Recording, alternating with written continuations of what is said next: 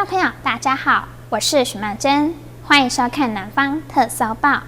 南台科技大学餐旅管理系在国科会产学小联盟计划的支持下，开发健康营养菜单，提供给文南社区的长辈品尝，还有营养品乡镇，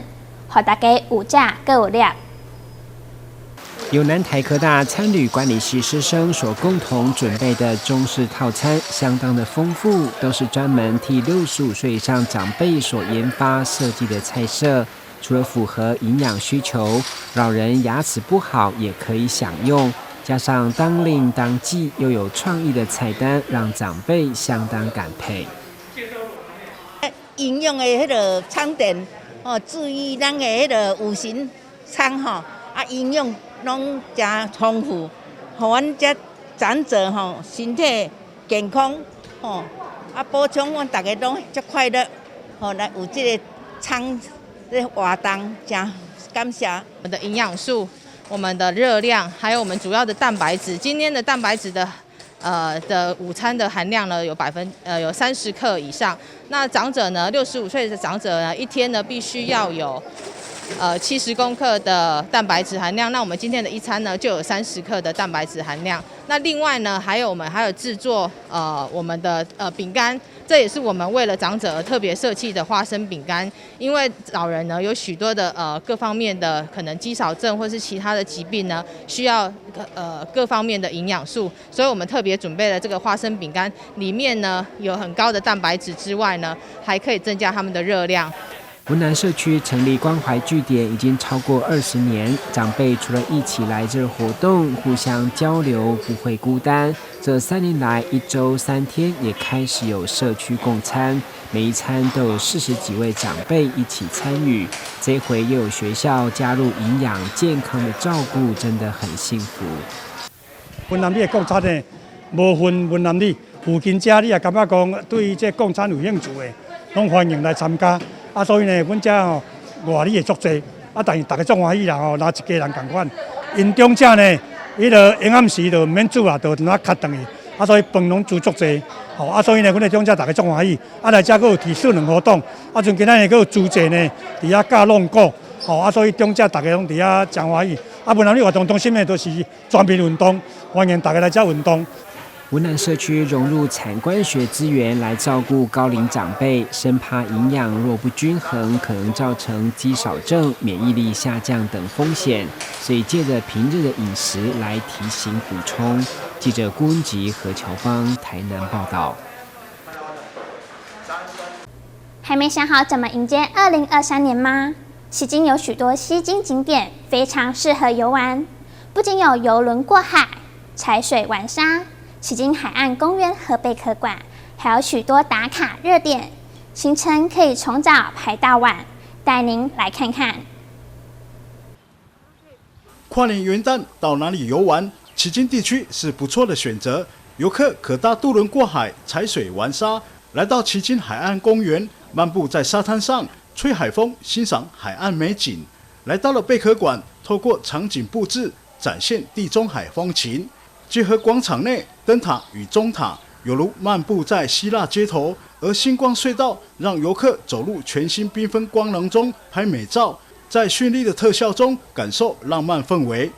那其实我们都知道，高雄的天气是相当的宜人。那旗津这边呢，更是曙光非常的阳光，非常的舒服。那这个时间点来旗津走走看看，一定可以感受到高雄暖暖的太阳。像是旗津的贝壳馆，那还有我们的星光隧道，那还有一些单车的自行车步道等等，都是非常适合这种天气来走走看看。然后欢迎这个时间点来旗津，除了游玩，也可以吃海鲜。除了海岸线游玩，旗津灯塔景致吸引了不少人潮前来朝圣，欣赏港湾美景。而高雄港区也有跨年烟火释放，让民众迎着海风，将演唱会及花火一次看透透。那除了旗津以外呢，其实我们高雄港区也是非常热门的一个景点。那除了圣诞节，还有跨年期间，都有相当多的光雕展演。那也欢迎民众这个时候，除了旗津以外，也可以来市区走走，搭乘轻轨、搭乘公车、搭乘骑乘U-Bike，都可以来感受一下属于高雄的轻旅行。观光局表示，让民众就近体验国外风情，在旗津贝壳馆、星光隧道、灯塔等超梦幻场景，大小朋友可以趁着跨年、元旦来旗津游玩，体验最梦幻的伪出国旅程。记者李正道高雄报道。您知道冬令进补不见得适合所有人吗？以中医的观点来说，某些特殊体质都不适合大补、大热或大寒等食材。到底要怎么做才正确呢？就让奇美医学中心中医部许静佳总医师来跟大家分享。台南一位48岁的王小姐，平常时常常感觉到手脚冰冷，每到生理期来时，都会感到腰酸、肚子疼与头晕，严重时甚至还需要请假休息。为了改善身体状况，所以每到冬天都会吃大量的姜母鸭或者是麻油鸡来补身体。但不补没事情，反而是补了以后，腰酸、肚子疼与头晕的状况是越来越严重。奇美医学中心中医部总医师许静佳表示，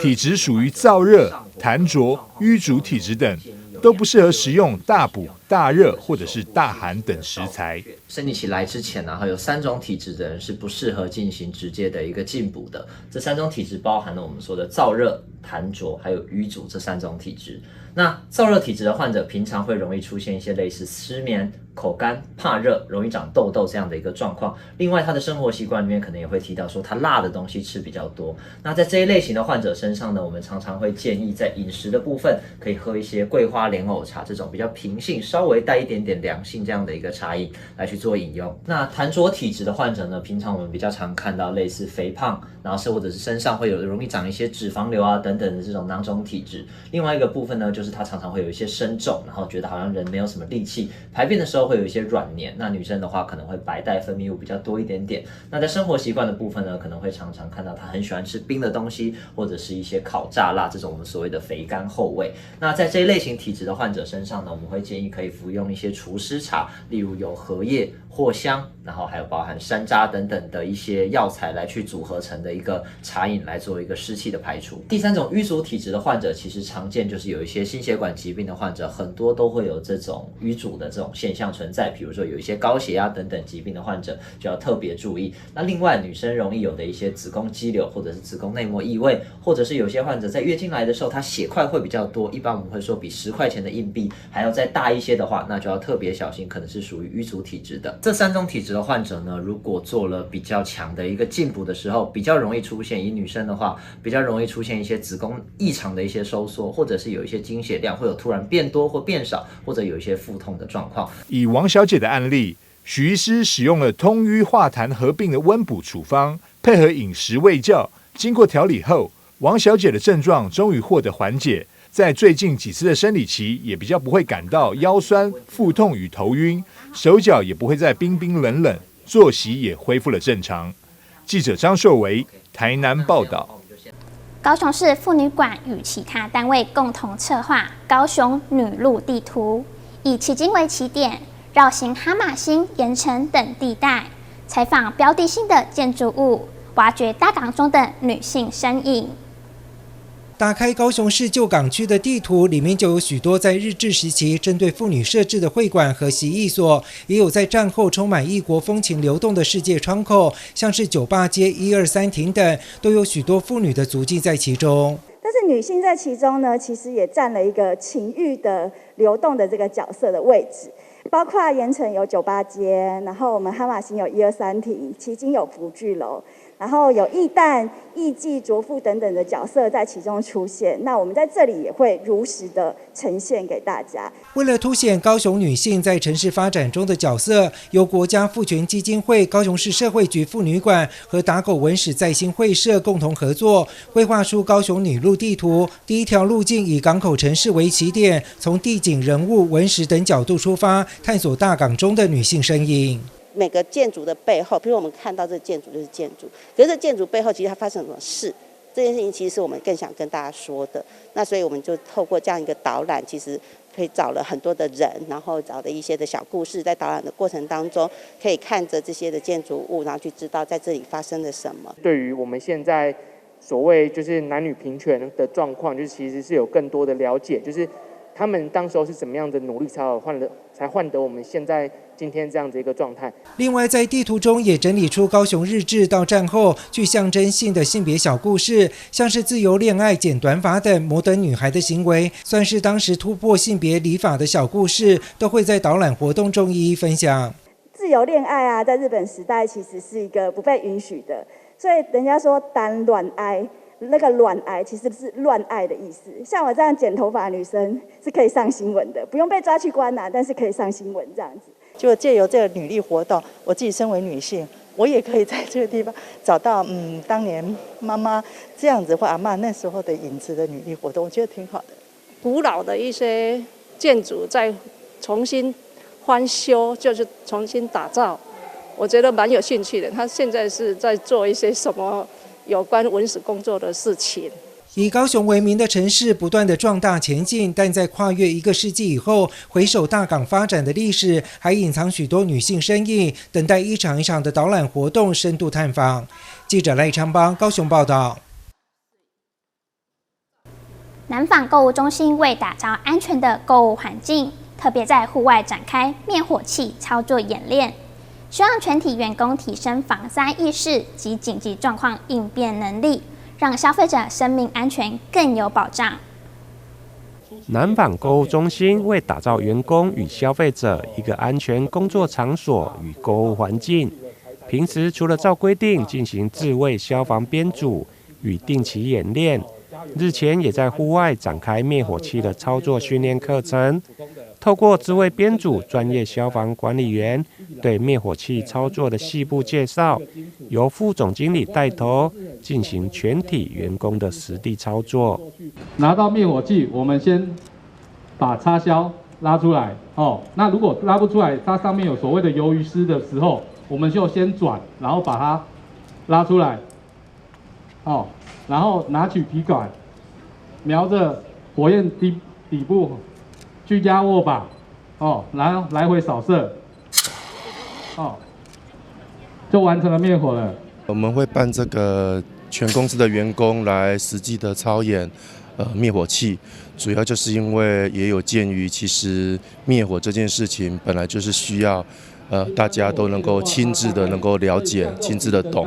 虽然有一个口诀叫拉瞄压哨，但是事实上很多只懂口诀，实际上在操作或者是说在紧张的情况下操作，不见得很到位。可是这种灭火这种事情，一定是要人人都要知道。那大家我们工作在这个购物中心的环境里，也是希望说能够顾到全部的安全，顾到整个建筑的安全，以及最好都能够在第一个时间，借由自己的这样子的能力技巧，能够把火能够灭得确实。所以我们才会希望说，甚至我们都认为我们会是全台湾第一个公司全员每个员工都实际会使用灭火器的。南纺购物中心分梯次进行全体员工实地操作灭火器，就算员工知道拉瞄压扫操作的4大口诀，还是要实地操作过。只有加强平时训练，才能够面对紧急状况的应变。记者李英根台南报道。您有多久没吃到咸汤圆了呢？高雄市冈山区有间面店，招牌是数十年历史的咸汤圆，外皮用纯米磨制而成，口感 Q 弹，内馅丰富，让许多饕客连吃3代都吃不腻。好大一颗汤圆，里面包的不是芝麻，也不是花生，内馅是由多种蔬菜和猪肉拌在一起的原料，包上纯米下去磨制的外皮，大口咬下去，层次分明，外 Q 内香，让人一口接一口停不下来。小时候吃过，印象蛮深刻，因为以前其实不敢吃咸汤圆啊，之后吃到我觉得蛮好吃的。这间店是冈山老字号了，咸汤圆的功夫是由眼前的奶奶研发的。目前她已经80多岁了，20几岁的时候就自己研发出这美味咸汤圆的独家配方，现在依然维持这个味道，让许多饕客是连3代来品尝。这原味的原味的都味无的甲对改暖暖就好啊。我现在80几岁啊嘛，以前20几岁，足侪冬啊啦。较早是我研究开啊，现在就当阮新妇卖啊。咸汤圆制作从头到尾都要自己来，黏米包馅都不能马虎。为了因应民众的养生需求，现在更推出南瓜口味的外皮。因为之前的话都是那个白色的皮，就是原味的嘛。然后后来因为时代大家都比较喜欢那看起来比较有颜色的东西，就感觉比较漂亮。然后后来我们就研发那个南瓜的，就把那南瓜啊，把它蒸熟，然后把它那个搅碎，然后和在那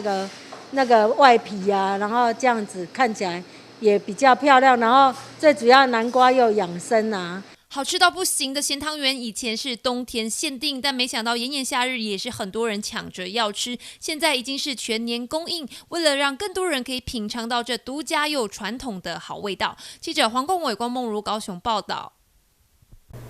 高雄市燕巢区阿公店森林公园，你去过了吗？一整片大草原及湖边景观，加上2大市集的巧妙设计。80几个摊贩一起摆，也不会感到拥挤。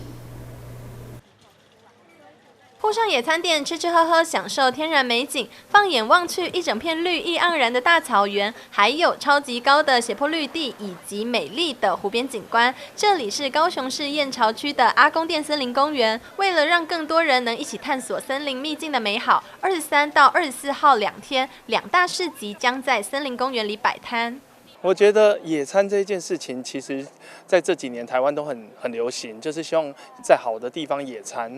那在国外更是像墨尔本，我以前在墨尔本是一个只要阳光好、树漂亮，就席地而坐野餐的一个城市。那我觉得，当我看到这湖景，然后它平坦的草皮，然后雨豆树下，然后旁边的我们找来的品牌都是非常棒的、好吃、好玩、好看的品牌。那如果说可以在雨豆树下，然后水池旁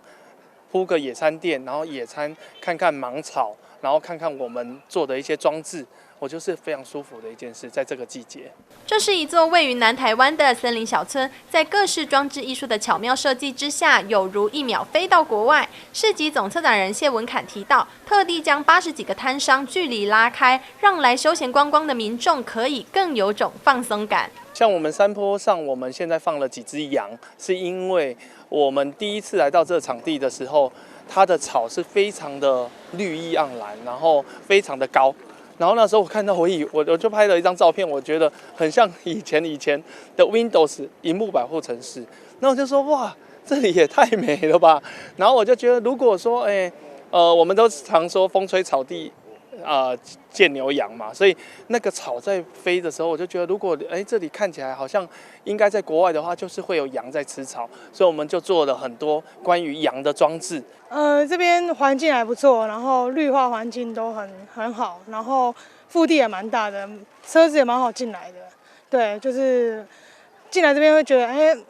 居然有一个蛮漂亮的地方这样子。像这边还有脚踏车可以骑。对，就是可以绕一下看一下环境，还不错这样子。因为如果是在都市市区摆摊的话，感觉会比较紧张一点，因为包括那个来的客人就是形形色色走得很快，他们其实步调也比较像都市在上班族这样走路很快，然后感觉来这样子的感觉有点像在国外那种森林区里面，就有点像我们去外国寻宝的时候，他们都是在那种郊区森林里面摆得很大这样，然后配合就是当地的一个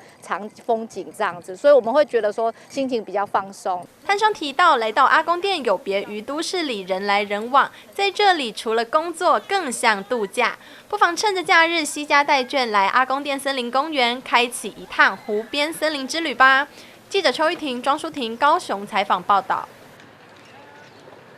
高雄盐埕第一公有市场入口处有一间专卖热狗堡的摊位，老板发挥各种创意，让热狗堡再进化，不仅好吃，而且还很有趣。让我们一起来看看。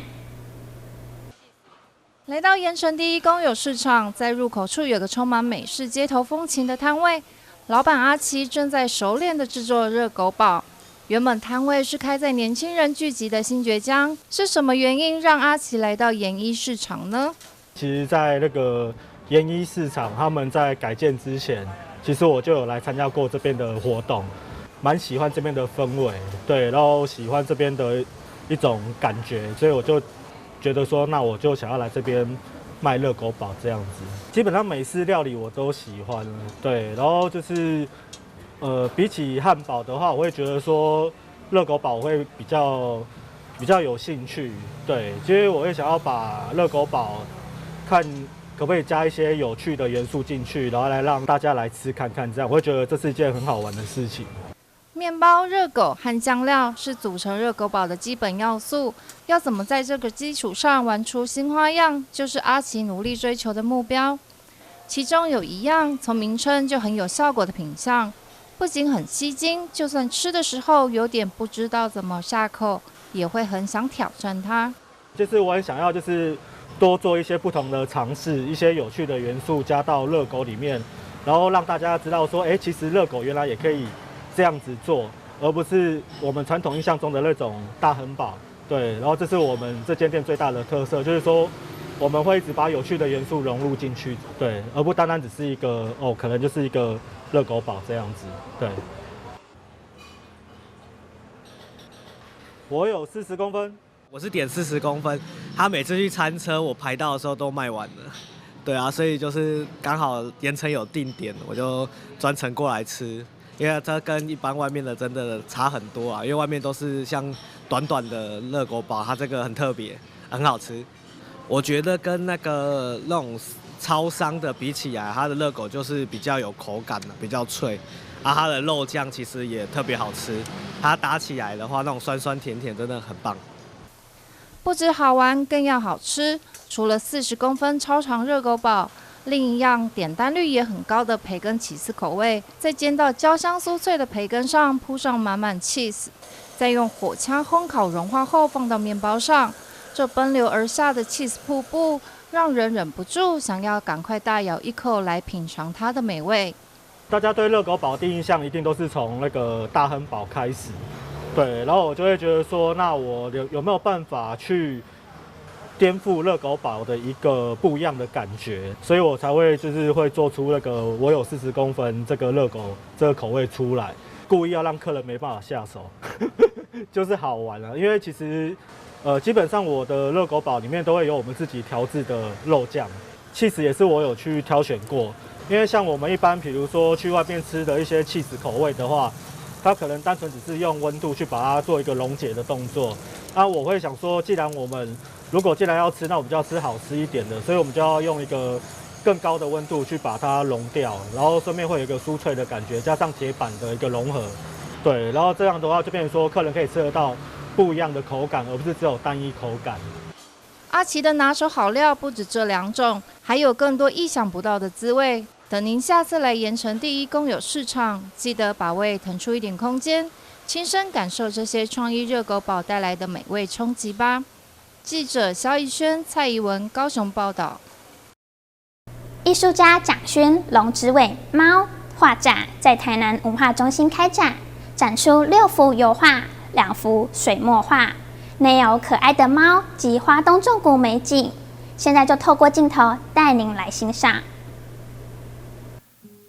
可爱的猫变成水墨画，油画呈现花东纵谷的美丽风景。这是蒋勋老师所画的作品。合通文化艺术基金会主办风景与众生的展览，蒋勋老师就将他在疫情期间在池上万安村龙子尾所画的作品给大家欣赏。那这批画比较特别，是在2021年的5月。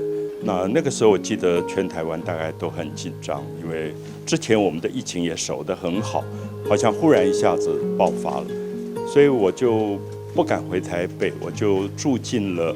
池上最南端一个农舍。大概3个月当中，没有任何人来找我，因为大家也都害怕。那来找我就是猫，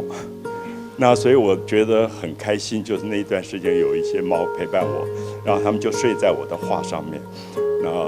我超惊，他们也在旁边睡觉。所以这次的风景与众生，风景都是东部的风景，众生就是这些猫。我要感谢这些猫，因为我过去没有很多机会接触到猫，这些猫我都不知道名字。我有机会跟猫在一起，发现它们身体这么柔软，它们的身体这么自在，好像没有任何紧张。那我就感觉到我的身体比起它们来说太多的拘束。那所以我这次也展了一张书法叫心无挂碍，我觉得猫在教我什么叫心无挂碍。这次总共展出6幅油画以及2幅水墨画，画展同时推出新书，将蒋勋老师在龙子尾的生活分享给大家，同时希望借由展览，让大家在后疫情时代可以平安静心。举办这一次的蒋勋老师一系列的活动，包括讲座，还有画展，还有签书会。蒋勋老师可以带给我们一处清洗的水泽，可以分享他身心安顿的生活美好。所以我们希望借由蒋勋老师这一系列的活动，可以带给我们身心安顿的力量。蒋勋老师的作品将在台南文化中心展出到明年的2月12号，欢迎大家来看画作，感受蒋勋老师所认识的猫以及风景。记者杨顺怀台南报道。感谢您的收看，我是许曼珍，祝你有个愉快的周末，我们再会。